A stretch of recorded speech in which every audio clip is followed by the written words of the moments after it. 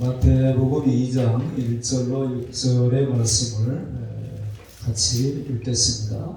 시작. 헤로던 때에 예수께서 유대 베들레헴에서 왔으니 동방으로부터 박사들이 예루살렘에 이르러 말하되 유대인의 왕으로 나시니가 어디 계시냐? 우리가 동방에서 그의 별을 보고 그에게 경배하러 왔노라 하니 헤롯 왕과 온 예루살렘이 듣고 소동한지라. 왕이 모든 대제사장과 백성의 서기관들을 모아 그리스도가 어디서 나겠느냐 물으니 이르되 유대 베들레헴이오니 이는 선지자로 이렇게 기록된가? 또 유대 땅 베들레헴아 너는 유대 고을 중에서 가장 작지 아니하도다. 내게서 한 다스리는 자가 나와서 내 백성 이스라엘의 목자가 되리라 했음이니이다. 아멘. 이 말씀은 하나님의 말씀입니다. 어쩌면 오늘 본문을 대할 때에 성탄절 때쯤 아니면 대강절, 대림절 기간 동안에 나누면 좋을 법한 말씀이 아닌가 하는 생각을 또 가질 수도 있겠어요. 그런데 자, 우리 하나님은 역사의 주관자죠. 역사를 영어로 히스토리라고 그러잖아요. 그분의 이야기. 그분이 우리 개인의 생사화복도 주장하시고 한 민족의 흥망성쇠도 그분이 주장하시고 역사를 얘기할 때에 예수 그리스도를 우리가 생각하지 않을 수 없죠.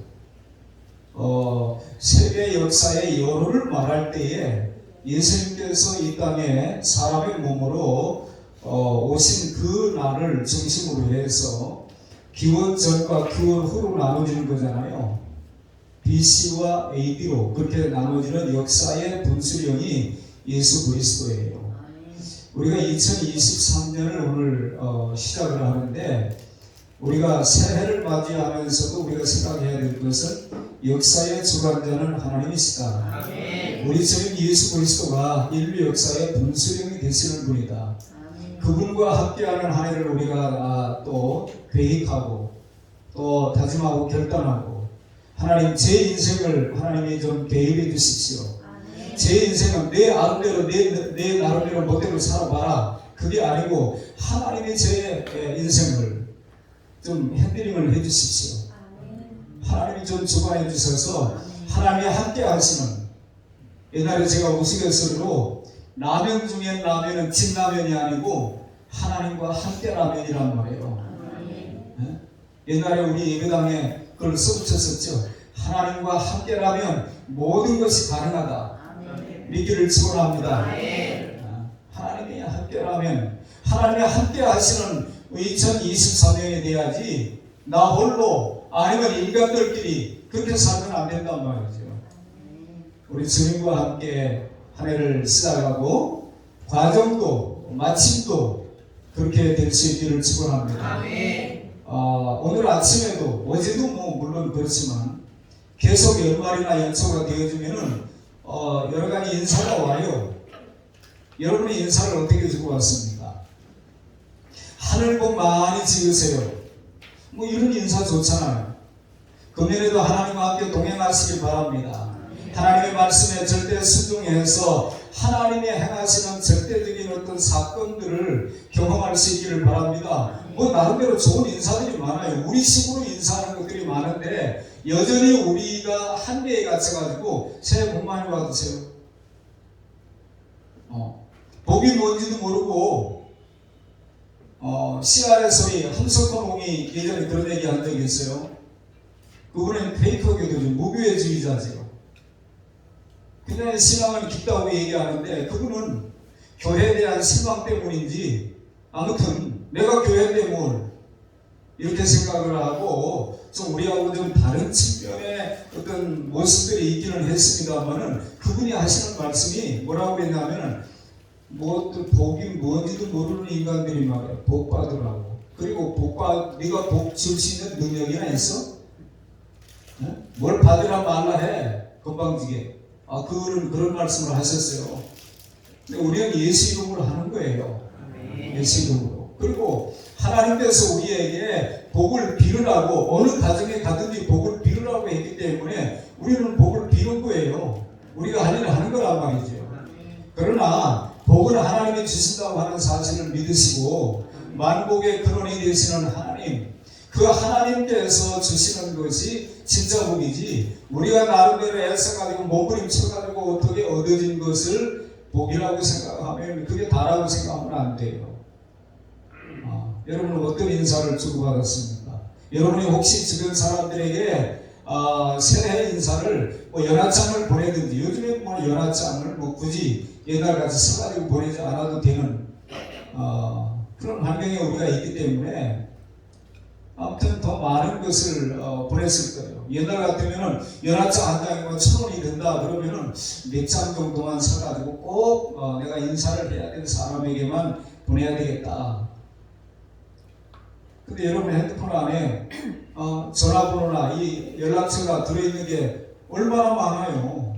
근데 돈도 안 들겠다, 별로 어렵지도 않겠다, 그러니까 쉽게 막 나르는데 예수쟁이답게 하는 거예요. 자, 예수쟁이의 입에 권세가 있는 줄로 믿으시기 바랍니다. 그러면은 그냥 공수표 안 말하지 말고 마땅히 빌 바를 비는 거예요. 복을 빌 때에 합당한 복을 빌어야 된다 이 말이에요. 그렇게 하시길 바랍니다. 하나님의 높고 위대하심과 구원의 은총을 노래하시는 복된 한 해가 되시길 바랍니다. 여러 가지 힘들다고 하는 이야기는 끊임없이 우리에게 들려와요. 그러나 그럼에도 불구하고 주님과 함께라면 우리는 희망을 노래할 수 있는 사람이라고, 희망을 노래하는 한 해가 될 수 있기를 바랍니다. 이런 인사도 좀 주고받고 그렇게 하시길 바랍니다. 그 예수쟁이들은 생각이 좀 달라 이래야 되지 않겠어요?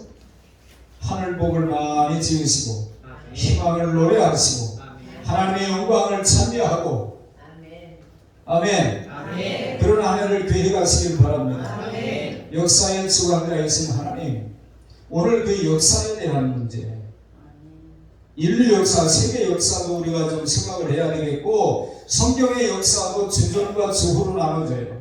세계 역사도 인류 역사도 주전과 주후로 나눠져요. 우리 개인적인 삶도 마찬가지입니다. 주전과 주후로 나눠집니다. 이것이 분명하게 저와 여러분의 삶 가운데 금년 한 해 펼쳐질 수 있기를 축원합니다. 그 문제를 오늘 우리가 생각을 하려고 그러는 거예요. 우리가 받은 본문은 예수님께서 태어났을 때의 예루살렘의 형편을 말합니다. 유대 베들레헴에 예수님께서 유대인의 왕으로 태어나셨을 때에 헤롯과 예루살렘 사람들이 그 유대인의 왕으로 났으니까 어디 있느냐고 묻는 동방박사들의 말을 듣고 온 예루살렘이 소동을 했다고 그랬어요. 자, 성경을 보겠습니다. 2장 1절에 보니까 헤롯 왕 때에 예수께서 유대 베들레헴에서 나심에 동방으로부터 박사들이 예루살렘에 이르러 말하되 유대인의 왕으로 났으니까 어디 계시냐? 우리가 동방에서 그의 묘를 보고 그에게 경배하러 왔노라 하니 헤롯 왕과 온 예루살렘이 듣고 소동한지라.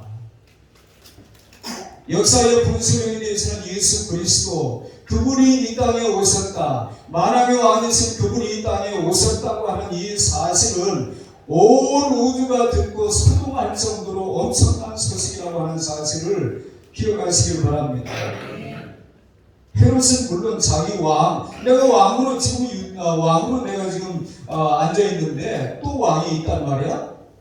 기분이 상하고 어떤 위기 의식을 느끼고, 그래서 마음이 살만하고, 유대인의 왕이라고 일컫는 분이 어디 있는가를 알아보고 와서 얘기해주면 나도 가서 경배하겠다고 하는 말을 했지만 그것은 거짓말이에요. 세상은 메시아가 이 땅에 오는 걸 좋아하지 않아요. 여러분, 저와 여러분도 하나님의 은혜를 힘입기 전에는 우리가 메시아를 기대하고 오시라고 사정을 했나요? 우리도 기대하지도 않았어요. 어쩌면 지금 21세기를 살아가고 있는 현대인들조차도 이미 예수님을 구주로 영접했다고 하는 사람조차도 성탄절이 뭐하는 날인지 잘 모르고 선물이나 준비해서 주고받고 놀러가고 이러는 것으로 생각하는 사람들이 얼마나 많아요.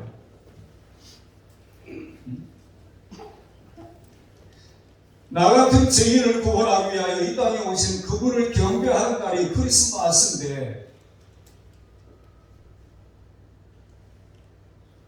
내 개인의 생일을 내 속으로 난 자식을 위한 생일을 위하여서는 별일을 다 해도 주님을 위하여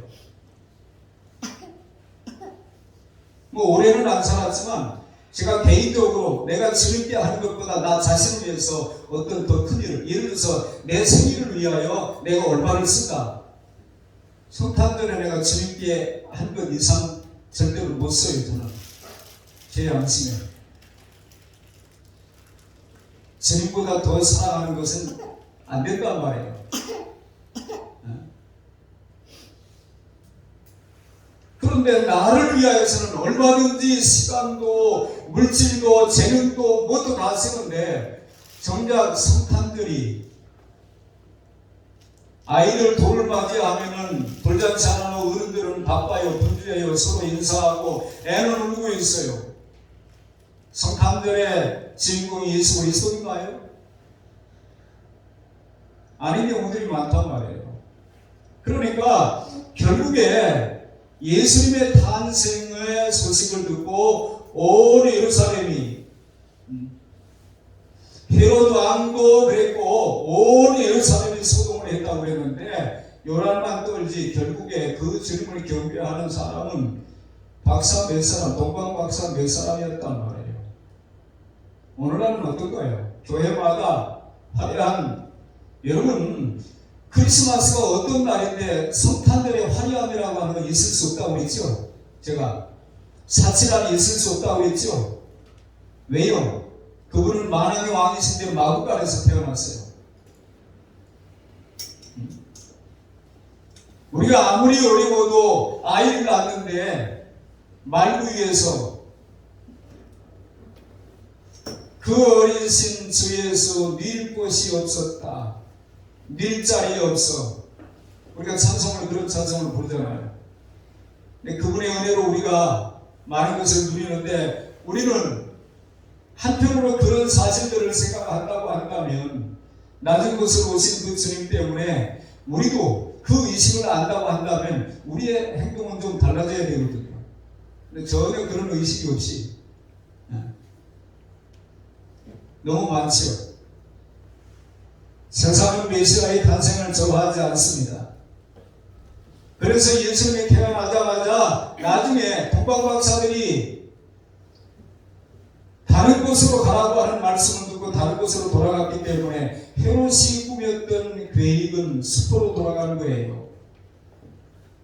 그래서 잘 모르니까 산의 아이들 다 죽이라고. 결국에 예수 그리스도가 태어나자마자 없애려고 노력했던 것들이 우리가 역사를 통해서 많이 보고 그 아이들이 메시아가 이 땅에 온 것 때문에 신고자가 되어지는 그런 엄청난 일들이 벌어졌던 것을 보면서 세상은 메시아의 출현을 기뻐하지 않는다. 심지어 예수 믿겠다고 하는 사람들조차도 자기 생활에 어떤 부담이 되어지고 불편함이 되어지면은 떨어버리잖아요. 제가 지난 금요일에 그런 얘기를 했습니다. 10명 10사람인가요? 신약기도회를 했는데 금년 마지막 신약기도회를 했는데 참 어떻게 생각하면 안 올 수 없어서 와야만 되는 사람이 있어요. 부득불 와야만 되는 사람이 있어요. 목사이기 때문에 박영선 목사님이라고 하는 분이 그런 얘기를 언젠가 하더라고요. 예전에 제가 신학생 때 목사 안 시켰으면 자기는 수요일 예배 안 나간다는 거예요. 하나님이 알고 죄 많은 사람이 목사한다는 것을 알아야 된다는 거예요. 뭐 그분의 말씀이 성경이 아니기 때문에 다 맞는 건 아니지만 제가 어느 순간에 그 얘기를 듣고 그래 내가 목사 아니면 안 할 일이 참 많을 거야. 목사이기 때문에 도둑불 성경을 더 보게 되어지고 목사이기 때문에 더 기도의 자리에 나아가는 경우가 있고 목사이기 때문에 말한 자리도 조금 다르게 한 번 더 생각하고 말하게 되어지고 그래서 나를 나답게 만들어가는 하나님의 작품으로 자꾸 만들어가는 부분들이 있는 거예요. 제가 이렇게 10사람이 나와서 마지막 기도회를 한다고 모여서 이렇게 하는데 도둑불 나와야 되는 그런 처지 저도 뭐 그런 것들이 많이 있지만 그 자리에 앉아있는 분들 이렇게 보면서 그런데 도둑불 해야만 되는 자리에 있는 것이 복이라는 것을 우리 기억합시다. 자, 오늘 여기 나오지 않아도 예배 자리에 안 나와도 되는 사람이 복 있는 사람이에요. 나올 수밖에 없는 사람이 복 있는 사람이에요. 여러분 하나님께서 말해요. 하나님께서 사람들이 어떤 큰 어떤 일들을 치르기 전에 아픈 경우는 별로 없어요. 근데 큰 일을 한번 치르고 난 다음에 깔아지는 경우들이 많거든요. 자, 한 생명을 잉태하는 어머니에게 하나님은 남다른 힘을 주셔요.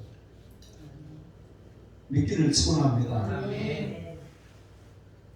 새 생명을 잉태하면 힘든 게 아니라 그 새 생명을 잉태했기 때문에 하나님이 주시는 힘이 있다니까요. 근데 우리가 어느 순간부터 제가 근자에 그 장구의 신이라고 하는 그 가수가 있더라고요. 그 사람이 왜 장구의 신인가는 제가 잘 몰랐는데 아무튼 그 사람은 장구를 치면서 노래를 하는데 박서진이라고 하는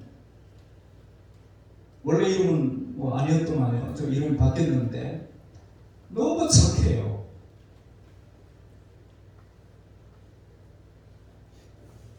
그 사람에 대한 이야기를 조금 듣고 제가 인간극장에 5부작으로 나오는 것을 제가 다 봤어요. 이 어린아이가 얼마나 효성이 지극한지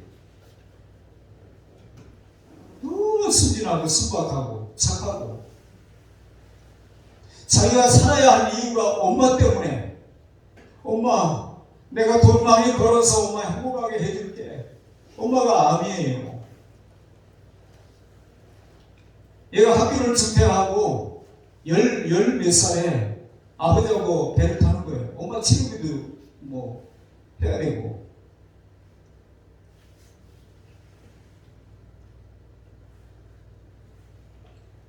엄마는 자식들 때문에 아플 시간도 없어요. 우리 앞선 부모님 세대들은 그렇게 살았어요. 자식을 위한 일생이었죠. 한국 여인들이 과거에는 결혼을 해서 아이를 낳는 순간부터 자녀는 없는 거예요. 아이를 위하여 존재하는 일생을 대부분 살았단 말이에요. 근데 엄마에게는 말이에요, 초인적인 힘이 있는 거예요. 아플 자유도 없고 아플 시간도 없고 자기 몸이 지금 병이 들어가지고 생명이 꺼져가고 있는 순간에도 자식들을 걱정하는 그 어머니. 제가 예전에 수르보니게 여인이 예수님 앞에 나왔을 때에 자녀의 떡을 취하여 배들이 던지기 마땅치 않다고 하는, 제가 어버이 주일 설교를 준비하다가 그렇게 울었다고 그랬잖아요. 자식이 뭐길래?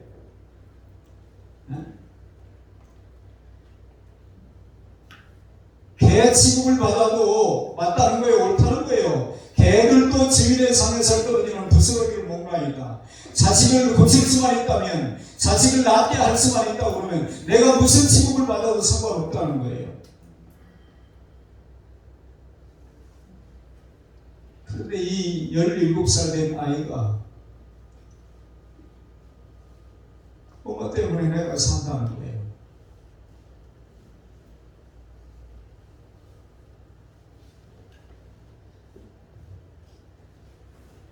하나님을 새롭게 맞이하는 이때에 저와 여러분이 얼마든지 좋은 얘기 주고받을 수 있겠지요.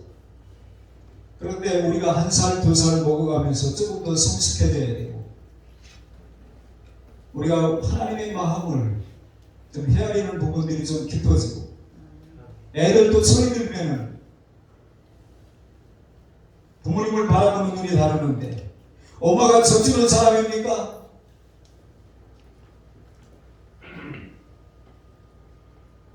나이가 먹어도 여전히 젖주는 사람, 장난감 사주는 사람, 용돈 내주는 사람으로 생각하면 안 되잖아요. 어느 순간에 어머니의 사랑과 헌신을 알게 되어주고, 어머니에게 있어서 나밖에 없구나. 온통 어머니의 생각은, 부모님의 생각은 나였구나.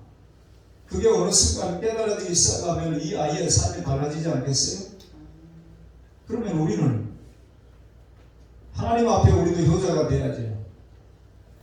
하나님 앞에서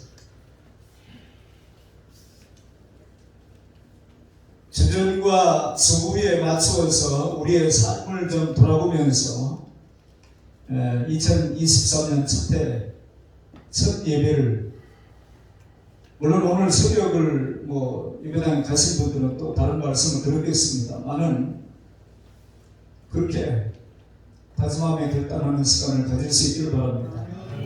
먼저는 세계 역사 속에 주전과 주후를 통찰해야 됩니다.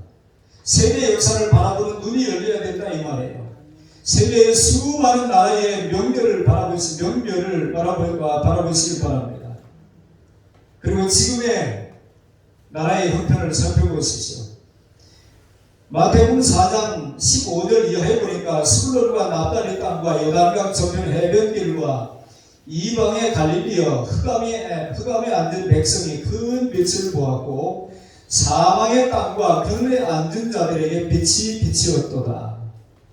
예수님께서 공생애를 시작하실 때에 성취한 이사야서의 말씀이에요. 우리 주님이 어떤 땅에 오셨다고요? 어떤 환경 속에 있는 세계 속에, 인류 역사 속에 오셨다고요? 흑암에 앉은 백성이 큰 빛을 보았고 사망의 땅과 그늘에 앉은 자들에게 빛이 비치었도다. 예수님께서 이 땅에 오시면서 세계가 뒤바뀌기 시작합니다. 어둠이 광명으로, 사망이 생명으로, 주전과 주후가 구분되기 시작했습니다. 여러분, 힌두교의 뿌리에서 자란 오늘의 인도를 한번 보십시오. 오랜 역사의 문화와 방대한 국토를 가지고 있습니다만은 세계에서 굶어 죽는 사람이 으뜸해요. 제일 많아요. 하도 많기 때문에 얼마 죽었다고 해가지고 놀라지도 않고 그 뉴스거리도 되지 않아요. 라이언 일병 구하기라고 하는 영화가 있었지요. 선진국에 앞서가는 나라들은 자기 백성 한 사람 구하기 위해서 나라 전체가 뛰어들어요. 우리 서해 공무원 이 사람이 월북을 했냐 뭐냐 때문에 지금 계속 떠들어대고 있습니다만은 후진국은 자기 백성 몇이 죽어나가도, 제가 필리핀에 갔을 때에 그 선교사들이 하는 얘기 중에 하나가, 나라가 약하니까 지도자들의 생각이 다르니까 자기 백성들이 외국에서 어떤 어려움을 당하는지 별로 돌아보지는 않는다는 거예요. 그런데 한 사람, 게네스베라고 하는 목사님, 우리가 다니엘 기도에서 한번 들었죠. 미국 시민권을 가지고 있는데 북한에 들어가서 억류가 됐던 분 아니에요. 그런데 자기 백성들을 대하는 지도자들의 자세가 다른 거예요. 여러분, 우리 주님께서 이 땅에 오신 것이 흑암에 앉아있는 자들, 사망의 땅과 그늘에 앉아있는 자들, 그런 환경이었어요. 진정한 인도의 부흥이라고 하는 것은 인구가 더 많아지고 그들의 GNP가 높아지고 그거 아니에요. 그거 아니에요. 하나님의 형상과 모양대로 지음을 받은 인간들이 그 하나님의 형상을 잃어버리지 아니하고 답게 살아갈 수 있도록 환경이 바뀌어지는 것을 우리가 생각을 해야 된다 이 말. 이슬람 국가들을 한번 생각해 보세요. 어쩌면 우리의 생각이 근세 아니면은 그 이슬람권, 회교권들, 그 중동의 국가들을 생각해 보니까 그 무진장한 소유가 매장이 되어 있어가지고 그렇게 똥똥거리고 세계 제1의 부자가 그 아랍 사람이 1, 2위를 다툼하는데 아랍 사람이 부럽습니까? 얼마가 매장이 되어 있는지 다 알 수가 없는 그 정도의 검은 진주라고 얘기하는 소유가 매장되어 있어서 마음껏 돈을 누리고 있는 그들이 부러우냐 이 말이에요. 여러분 그런 나라들을 우리가 가만히 면면을 살펴보게 되어지면 일부 다처들이 지금 이란에서 여성들이 히잡을 벗고 인권운동이 시작이 되고 지난번 월드컵에서도 이제 그런 모습들이 좀 있고 그렇습니다만은 일부 다처주의와 도덕적 타락이라고 하는 것은 그들의 경전인 코란의 잘못된 가르침에서 비롯됐어요.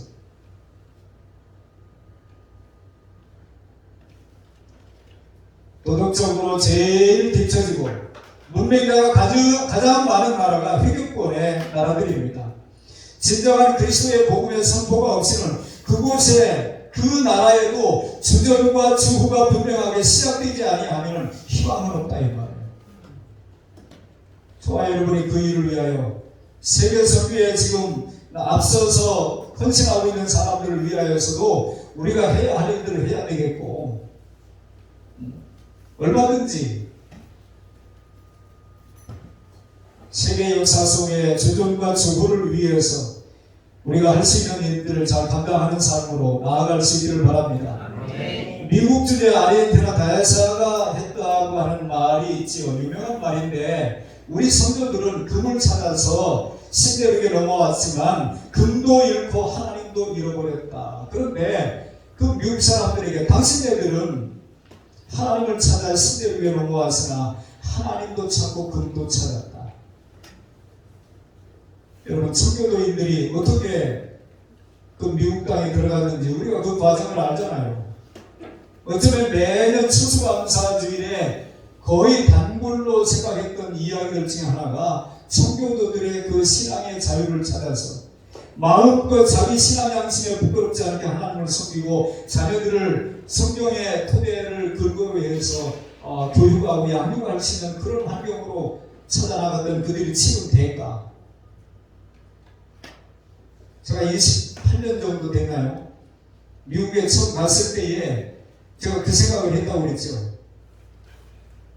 처음에는 너무 부럽다. 참 부럽다. 시간이 좀 지나니까 약올르다는 생각이 들었어요. 그리고 올 때쯤 되니까 이들이 이렇게 사는 것은 너무도 당연하다. 제가 그렇게 결론을 내렸어요. 그들의 조상들이 지불한 대가가 뭔지 아니까. 그냥 얻어진 게 아니잖아요. 만약에 부럽다로 끝난다든지 야구르다고 끝난다든지 그러면 무슨 의미가 있겠어요? 그런데 이들의 조상들이 지불한 대가를 생각할 때에 그들이 거기에 흘린 눈물과 땀과 피를 생각할 때에 이들이 이런 삶을 누리는 것은 너무 당연하다. 어느 정도는 마찬가지 아닌가요? 우리의 자녀들이 지금 현재 누리고 있는 삶의 환경들은 부모들이 나름대로 땀 흘리고 눈물을 흘리는 것이 그 안에 없을까요?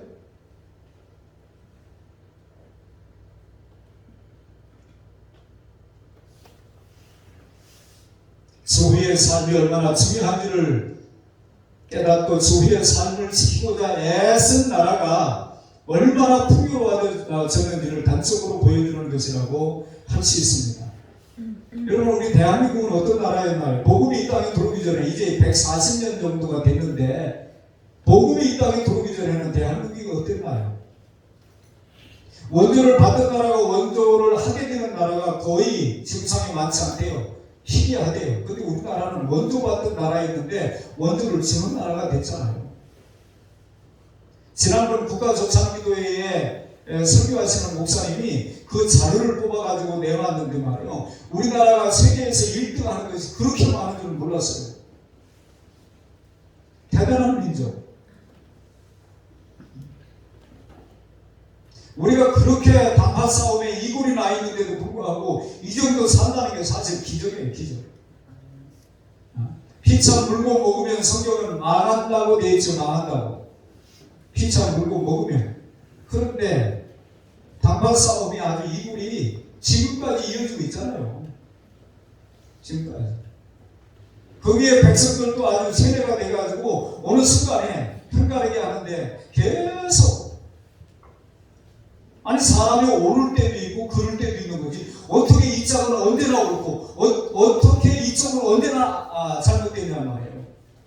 그것 자체가 잘못된 거 아니에요? 잘하는 건 박수를 해주고 잘못할 때는 나무라고. 우리 편인이 아니라 거침이 아니고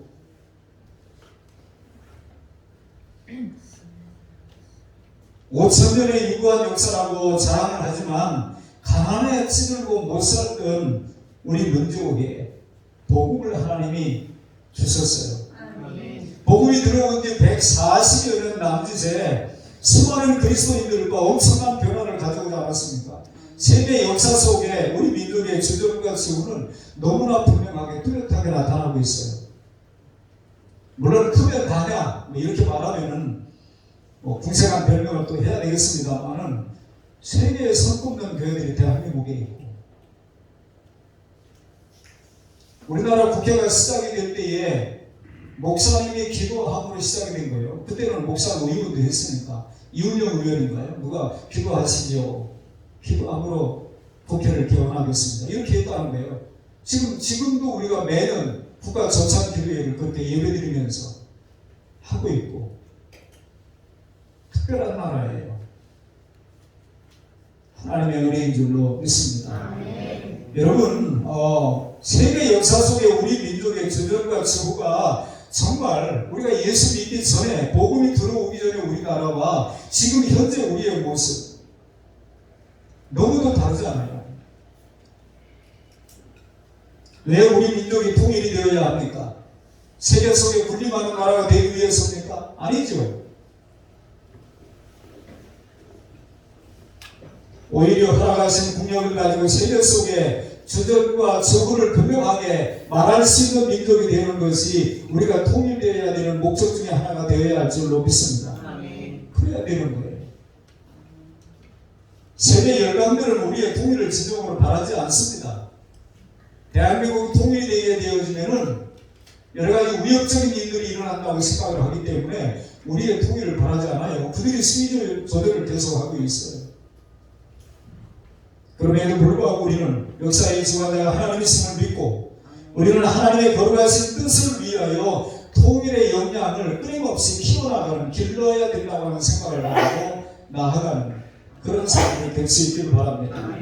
또 한 가지는 성경의 역사도 주전과 주후로 분명히 구별됩니다. 성경 역사 속의 주전은 당연히 구약이고 주후는 신약입니다. 주전의 구약은 철저하게 모형이고 그림자입니다. 그런데 주후의 신약은 실체요 완전히 드러난 비밀이에요. 골로새서 1장 26절 이하에 보면 이 비밀은 만세와 만대로부터 오므로 감추어졌던 것인데 이제는 그의 성도들에게 나타났고 하나님이 그들로 하여금 이 비밀의 영광이 이방인 가운데에서 어떻게 풍성한 것을 알게 하려 하십니다. 이 비밀은 너희 안에 계신 그리스도시니 아멘. 너희 안에 계신 그리스도가 비밀이라는 거예요. 곧 영광의 소망이니라. 에베소 3장 8절 이하에 보니까 모든 성도 중에 지극히 작은 자보다 더 작은 나에게 이 은혜를 주신 것은 측량할 수 없는 그리스도의 풍성을 이방인에게 전하게 하시고 따라합시다. 이방인에게 전하게 하시고 그리스도의 풍성을 너 혼자 마음껏 누리라고가 아니고 그리스도의 풍성함을 이방인에게 전하게 하시고 영원부터 만물을 창조하신 하나님 속에 감추었던 비밀의 경륜이 어떠한 것을 드러내게 하려 하심이라. 할렐루야.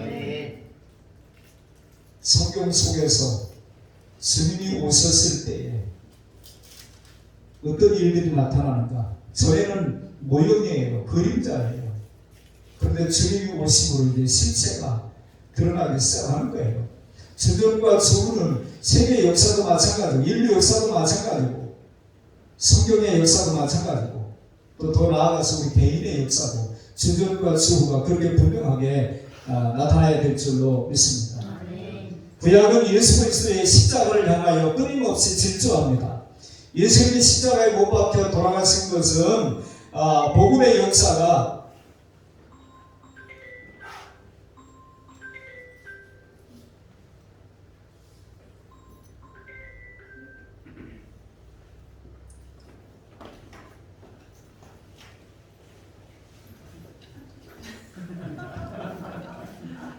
앞으로 우리가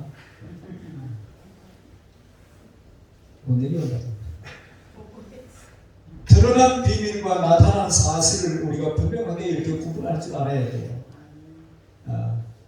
여러분, 우리가 성경을 그동안 제가 제 생각이 다 맞는 건 아니지만 근데 이제 그런 섭섭함이 있어요. 예수 잘 믿는 애가 좀 미스터 트롯도 나가가지고 그런데 구조적으로 예수 믿는 사람은 잘할 수가 없어요. 지위가 빠져야지. 뭐 어디에 행사한다고 그런 데는 저 못 가요. 그래야지. 예전에 김대환 목사가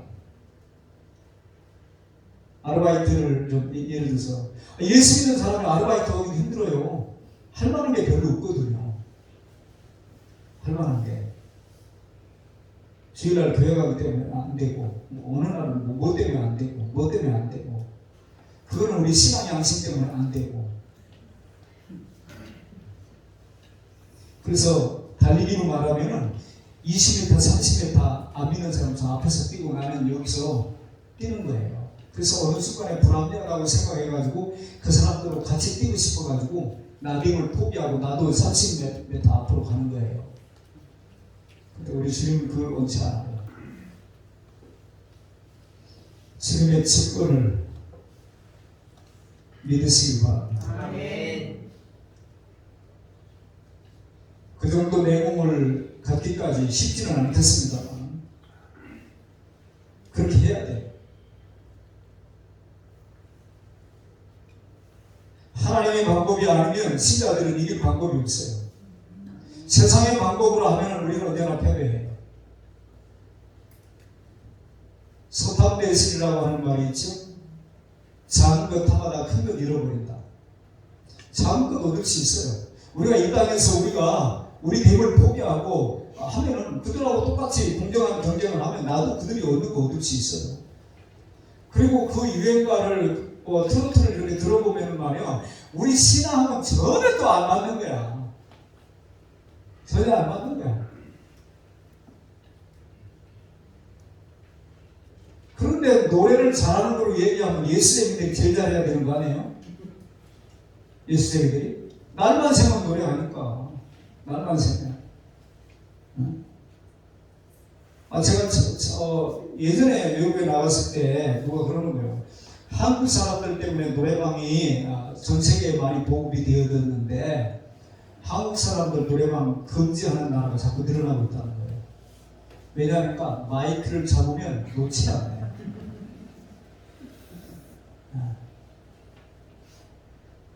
하도 노래하는 거 좋아하는 민족이라 같이 그 세대한테 노래하라고 그랬는데 난 노래할 줄 모른다 보니까 아는 게 없다 그러니까 그래도 생각해보라고 왜 없냐고 해보라고 했더니 한 노래가 울려고 내고 왔나 웃으려고 내고 왔더라 그랬다잖아요.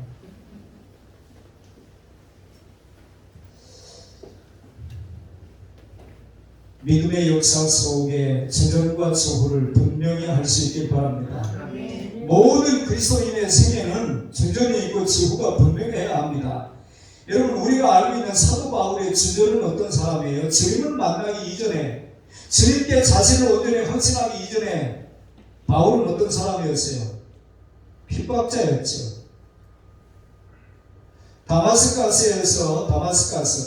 도상이라고 나오는데, 그때도 제사장에게 대제사장의 공문을 받아가지고 예수님에게 잡아 죽이려고 하는 공문을 받아가지고 오다가 거기서 거꾸로진 거 아니에요? 그랬던 그가 그 자기가 핍박했던 예수 그리스도를 위해 자기 생명을 거는 거예요. 여러분, 베드로에게도 마찬가지 아닙니까? 주전에 베드로는 고기 잡아 생활하던 평범한 어부였어요. 그런데 주후에 베드로는 복음의 바다에서 사람을 낚아 영광을 돌리는, 하나님 앞에 제물로 드리는 사람을 낚는 어부가 되지 않았느냐. 이렇게 분명하게 성경에 보면은 주전과 주후가 분명히 바뀐 사람들이 너무도 많이 등장을 하고 있고, 그들이 그리스도인이라고 하는 이름을 붙이고 사는 거예요. 오늘날의 신자들 이름은 가지고 있으나 전혀 이름에 걸맞지 않는 삶을 사는 자들이 얼마나 많은지 모릅니다. 당연히 모든 그리스도인에게는 주전과 주후가 분명히 있어야 하는 것이에요. 자신의 주전과 주후가 애매모호한 사람들은 자신의 삶을 철저하게 돌아보아야만 할 것입니다. 고린도후서 5장 17절에 보니까 누구든지 그리스도 안에서는 새로운 피조물이라, 이전 것은 지나갔다, 보라 새 것이 되었다, 그렇게 선언하고 있지 않느냐 이 말. 저와 여러분의 삶이 주전과 주후가 분명할 수 있기를 바랍니다. 선명한 그리스도인의 어떤 기준이 여러분 속에 드러날 수 있기를 바랍니다. 주전에 우리는 사단의 종이었어요. 사탄이 왕노를 하고 있었기 때문에 그를 섬기고 그가 시키는 대로 살았던 사람들이에요. 에베소서 2장 2절 이하에 보니까 그때 너희가 그 가운데에서 행하여 이 세상 풍속을 쫓고 공중의 권세 잡은 자를 따랐으니 곧 지금 불순종의 아들들 가운데서 역사하는 영이라. 전에는 우리도 다 그 가운데에서 우리 육체의 욕심을 따라 지내며 육체와 마음에 원하는 것을 하여 다른 이들과 같이 본질상 진노의 자녀이었더니, 우리 육체가 원하는 대로, 내가 원하는 대로 사는 것은 본질상 진노의 자녀로서의 삶을 사는 거라는 거예요. 그러나 주위에 우리는 그리스도가 왕 되신 자들이 된 것입니다. 주님이 우리의 왕인 거예요. 왕이신 하나님, 내가 주를 높이고 예수 우리 왕이여 이곳에 오셔서 좌정하여 예수님을 왕으로 부르기만 하는 것이 아니라 그분이 내 삶을 다스리고 통치하는 그런 삶이 되어야 한다는 거예요. 에베소서 5장 8절에 보니까 너희가 전에는 어둠이더니 이제는 주 안에서 빛이라, 빛의 자녀들처럼 행하라 그랬습니다. 저전에 우리는 마귀의 종이고, 저전에 우리는 불의의 병이었어요. 그런데 주위에 우리는 예수님의 종이 되었고, 이제 우리의 몸은 의의 병기가 되었다 이 말이에요. 저와 여러분의 삶이 하나님을 기쁘시게 해드리기 위하여 헌신하는 존재가 될 수밖에 없었던 이유가 그리스도 안으로 들어왔기 때문에, 그분이 내 인생을 개입하기 시작했기 때문에 우리의 인생은 그렇게 바뀌어야 될 줄로 믿습니다. 성경 속에 전에는 그러나 이제는이라고 하는 표현을 몇 군데 찾아봤어요. 갈라디아서 4장 8절에 보니까 너희가 그때에는 하나님을 알지 못하여 본질상 하나님이 아닌 자들에게 종로를 하였더니 이제는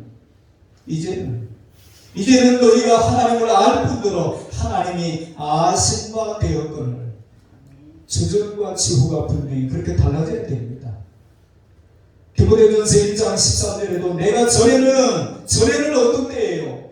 그리스도가 내 인생을 역사의 주관자이신 그분 내 인생 속에 오시지 않았을 때에는 내가 여전히 내가 주인이고 여전히 세상의 주인이고 그랬을 때는 그런 얘기잖아요.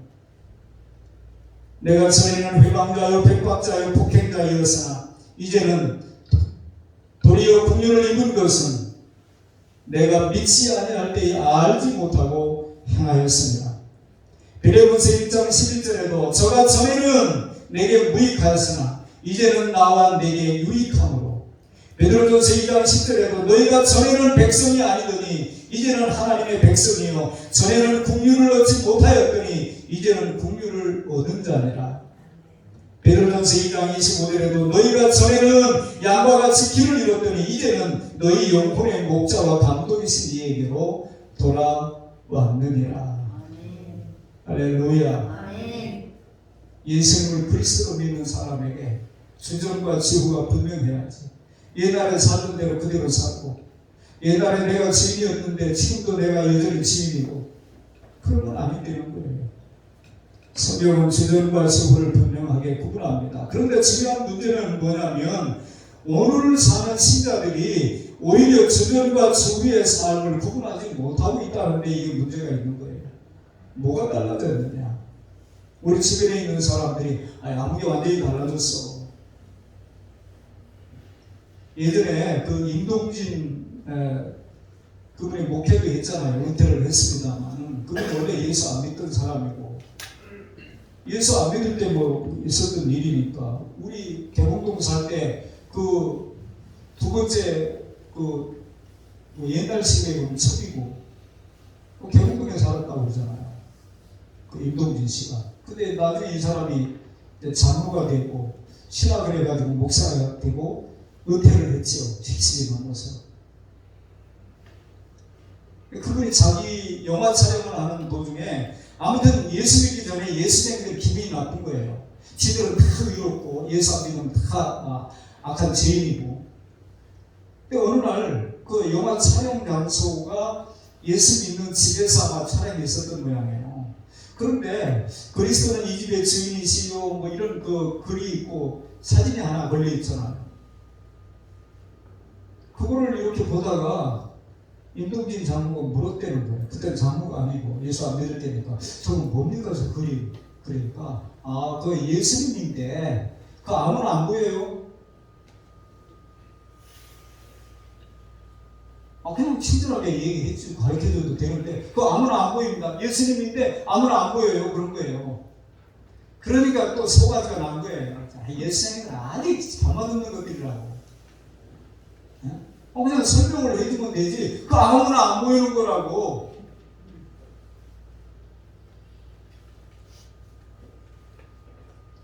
저는 청년 때 그걸 청년의 조고에다가 그거를 이제 실었는데, 고향이 고창인 그 자매가, 윤효숙이라고 하는 자매가 어느 날 회장님, 이 그림 예수님이 여기 있다고 그러는데 설명 좀 해달라고. 그래서 설명해 주는 것보다 본인이 나도 좀 볼 수 있게 해달라고 하는 사모함을 가지고 그렇게 들여다보고 그러는 게 낫지 않겠느냐고 제가 그랬어요. 이 자매가 금식을 하는 거예요. 왜 나는 보이는데 난 안 보이냐고. 그러다가 나중에 자기 눈에 들어오니까 말이에요. 얼마나 기뻐하는지. 그래서 제가 그때 한 말이 뭐냐면은 우리의 영적인 눈이 뜨이는 것도 그렇게 순간적으로 뜰 수 있다. 순간적으로. 눈은 뜨는데 안 보여요. 눈뜬 소경이라고 하는 장님이라고 하는 말 우리가 가끔 하잖아요. 주전과 지후가 분명해야 되는데 그것이 아직도 흐리하다면 금년에 좀 결심을 하고 주전과 지후가 분명한 인생이 되고 싶습니다. 오늘 오후에 누가복음 5장을 나누게 될 터인데 주님이 찾아오셨거든요. 거기 안 잡힐 때는 푸닥거리라도 해야 돼.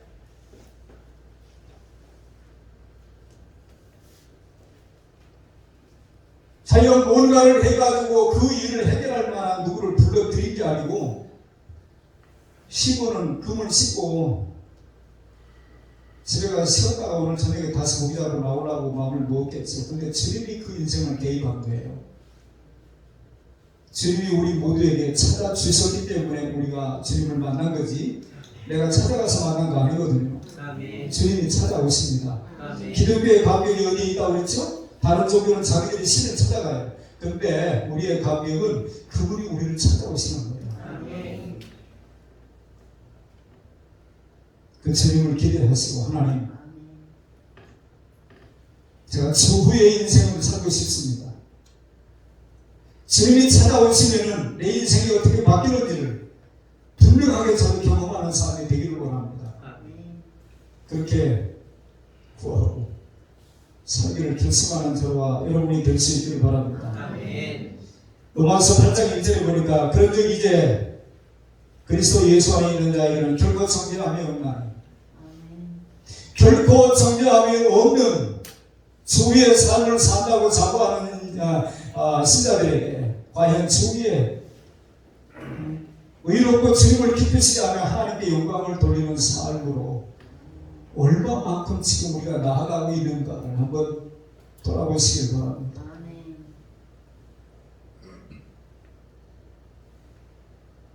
사람이 하는 말 중에 두고 보자는 사람 하나 무섭지 않다고.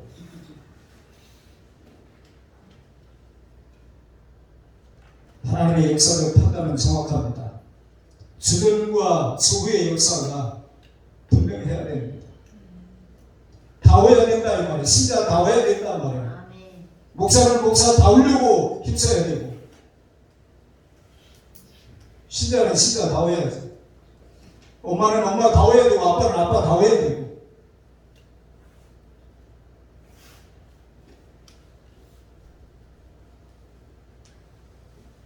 아이가, 제가 그 박서진이라고 하는 그 가수가 자기 엄마 아픈 것 때문에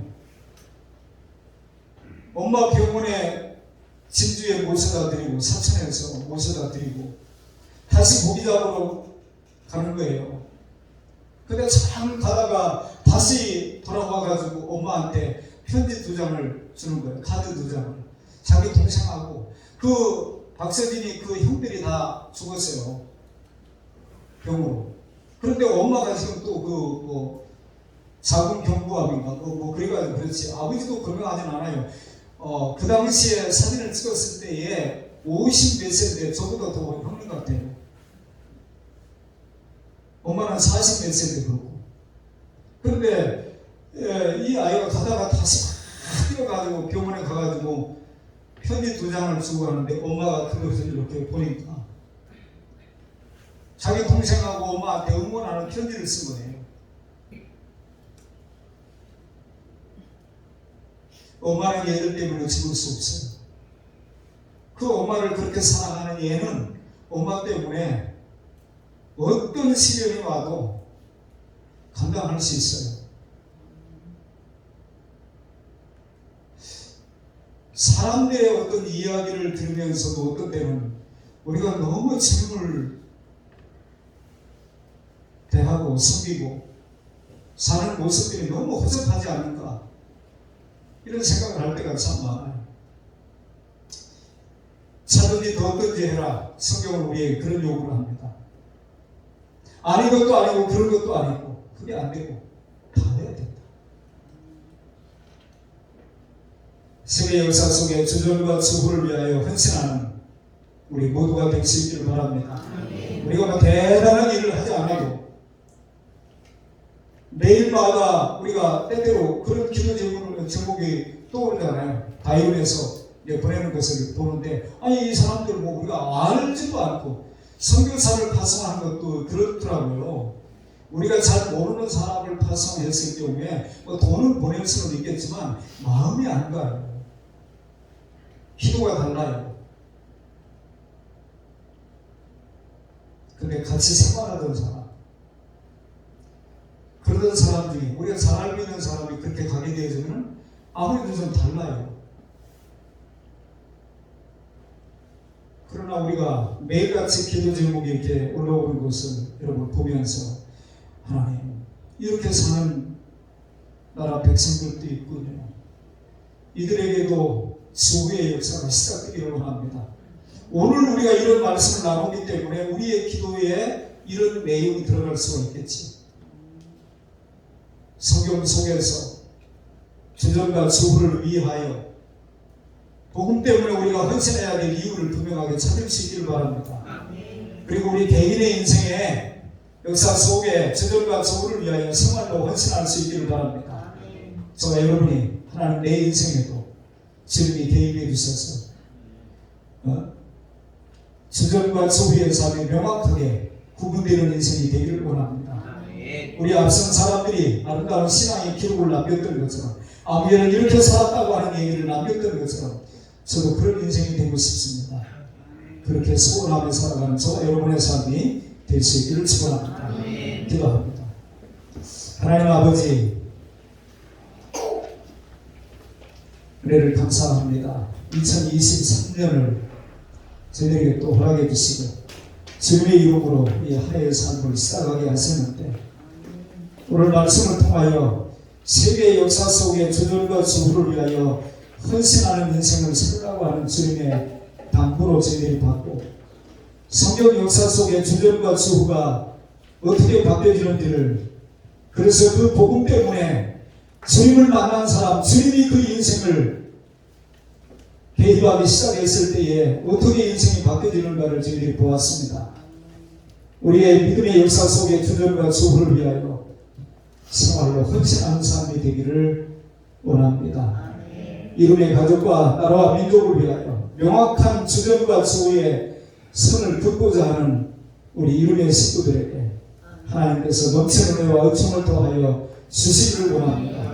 저절과 저우의 삶이 분명히 달라지듯이 우리의 삶 속에서도 그것을 확인하는 기쁨과 즐거움을 누릴 수 있게 하시고 그 은혜를 찬송하는 복된 인생이 되게 하여 주시옵소서. 예수님의 이름으로 기도하옵나이다. 아멘.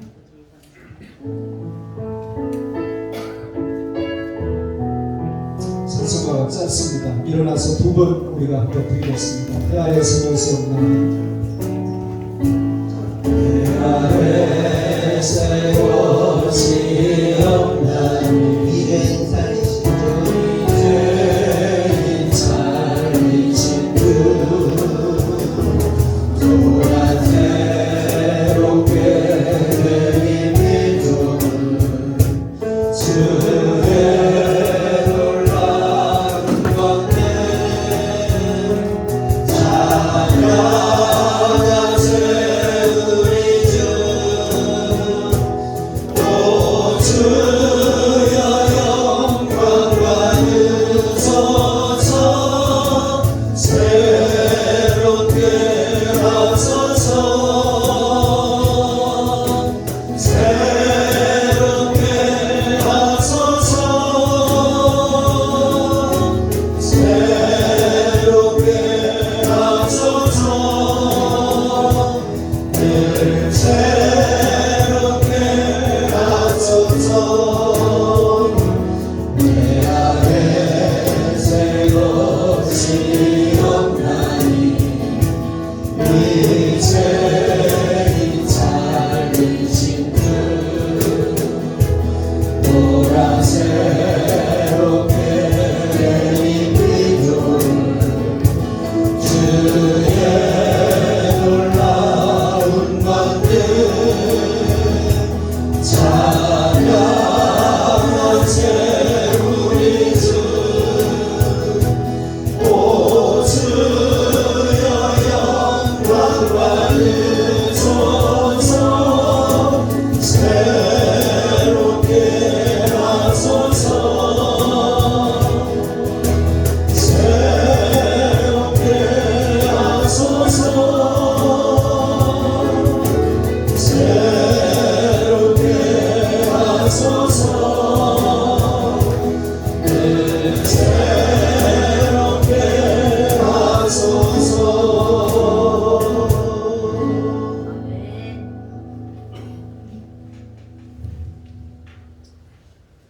역사의 분수령이 되시는 우리 주님 예수 그리스도의 은혜와 아버지 하나님의 극진하신 사랑하심과 보혜사 성령님의 감동 감화하시며 위로하시며 교통케 하시는 놀라우신 은총이 2023년을 또 허락받고 주님의 이름으로 시작하며